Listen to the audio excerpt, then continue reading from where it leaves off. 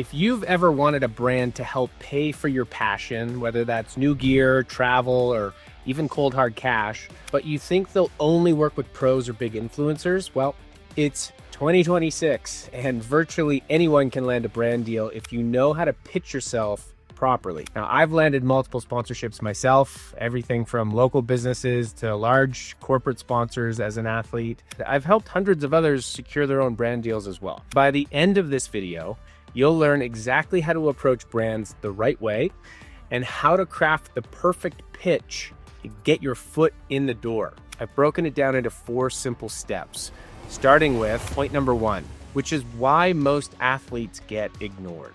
Most athletes approach brands like fans, not partners. But the moment that you realize that you are a marketer, whether you like it or not, everything changes. Sliding into the DMs of a brand like, yo, I love your stuff, can you hook me up? Basically reads like a love letter, and then asking them to spend money on you. Or, the complete opposite. A massive wall of text about your life story and your results and your unstoppable mindset. Then a templated PDF that's hit 50 other inboxes this week. That's basically like asking to get married on the first date. Asking for free gear equals positioning yourself as a cost. Talking all about you and your talent instead of their business goals. Generic sponsor decks sent to 50 brands at once. Or writing the equivalent of a love letter or a marriage proposal without discovering how you can actually help them in the first place. When you're sponsored, you are a marketer for the company. So logos equal billboards, posts equal ads, events are opportunities for brand activations. And brands invest into you for an ROI, a return on investment, not talent alone. For example, a following of 500 diehard racers beats 50,000 I drive a Tesla because I hate race fuel followers. The one group will buy tires and parts, and the other tries to cancel you for burning dinosaurs. When you shift from athlete looking for support to marketer who drives attention and sales, you become valuable. Valuable people get paid. Let's talk about the right way to initiate first contact. Now, most athletes pitch brands they admire, not brands that make strategic sense. Here's a great way to bomb your first contact. Hey guys, I'm Aaron. I'm a super dedicated athlete and I'm grinding hard this season. I'd love to be sponsored. Can you hook me up with gear or a discount? I'll tag you in my posts and post about you. Now, why this bombs? Well, it's, again, all about me. And the brand can't see what's in it for them. So it gets ignored. So instead, hey, first name, I'm a backcountry snowmobiler in BC, and I've been running your XYZ product all season. I've got a simple collab idea that would put you in front of more riders who actually buy gear in Western Canada. Who is the best person to talk to about a potential win-win? Now, why this works? It's aligned, it's short, it builds curiosity, and it hints at a win for them. Also, it's easy to reply to or forward to the right person. The alignment part here is big, okay? You hit brands you already use in your sport, okay? Local dealerships, service providers, mom and pop shops, and ask yourself, does your audience spend money with this type of company? Can you clearly help them get more attention or customers? The first contact strategy. Your first message starts a conversation, not closes the deal. You're opening a door, not pitching yet. They will actually read it when it's 3 to 5 lines max. There's specific detail that proves you're not copy pasting. Then follow up if you don't hear back after 2 days. And then again, first thing Monday morning. And then 2 more times spaced around 4 days apart. Keep the follow-up vibe professional. Assume that they're just slammed. They're not ignoring you.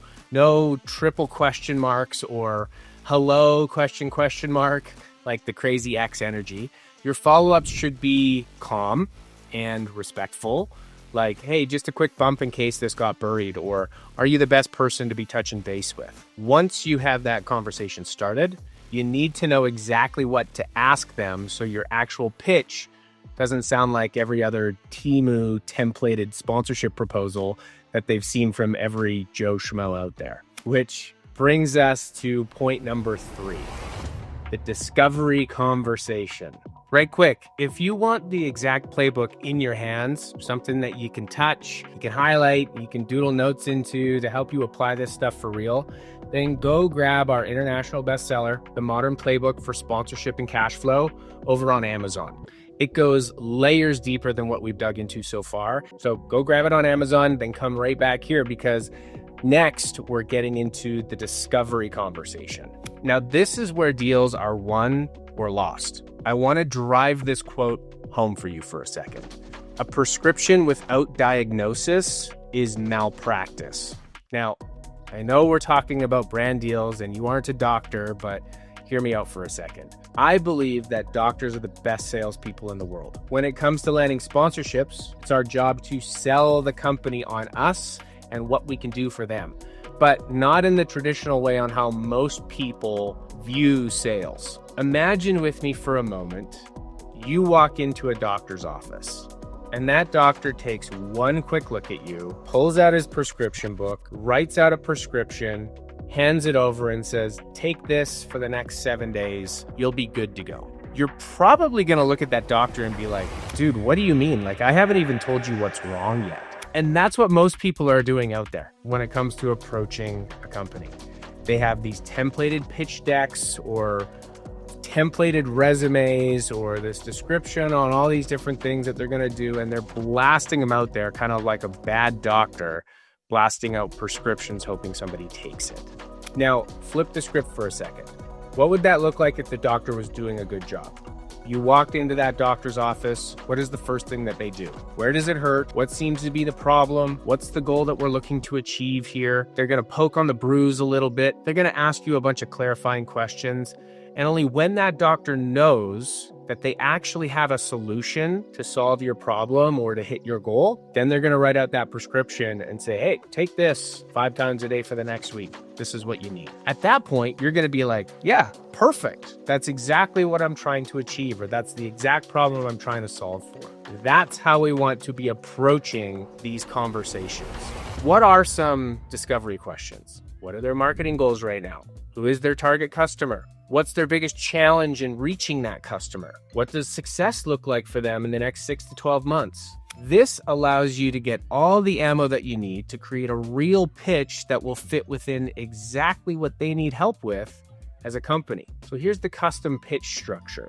First off, no bronze, silver, or gold packages, okay?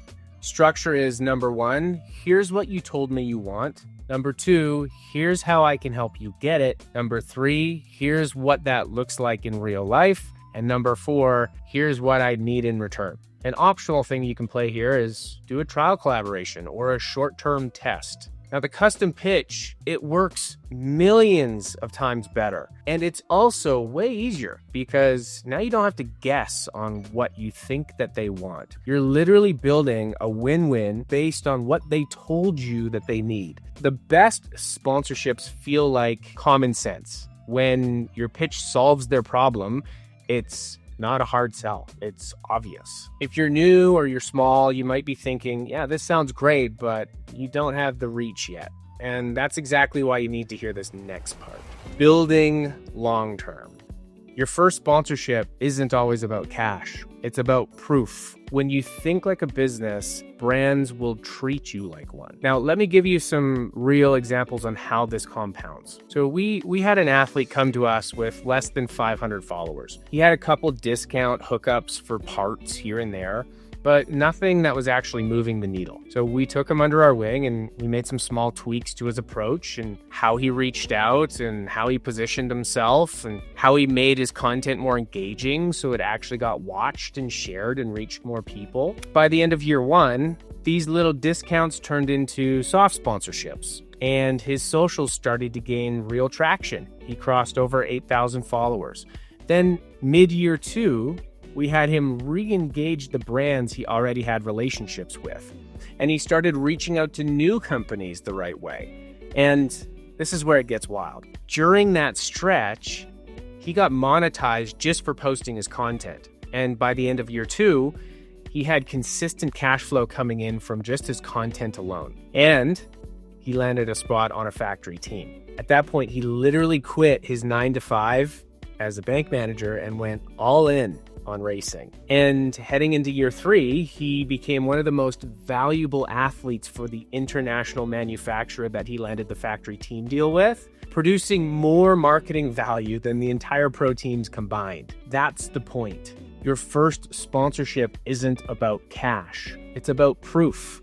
And proof, well, it compounds. Lean in and start with momentum, not just hungry for instant cash. It's fine to start with discounts or soft sponsorships or product support. And one deal creates proof for the next deal. Think about what you can deliver in a first partnership that actually builds credibility and how you can actually show proof so you can increase those deals next year, and why this lasts long term. You stop chasing brands, brands start seeing you as a partner. Relationships compound. Year 1, maybe it's product. Year 2, then we're getting into cash. Year 3, it's travel and bonuses. And they start to see a track record. They see proof. So even if today they've never heard of you, tomorrow you're the athlete that they're proud to be tied to. And this isn't about landing one deal. It's about building a system that funds your sport for years to come. You have to think long term because let's be honest with each other here. You're going to be involved in your sport for the rest of your life, right? Doesn't it make sense to build valuable assets and relationships along the way that you can benefit from? Now, if you're looking for some more direct help with these things, jump over to Amazon, get a copy of the Modern Playbook for Sponsorship and Cash Flow, and take advantage of the free game plan call inside of the pages of this book. Stay deadly. Thanks for watching, and I'll see you on the other side.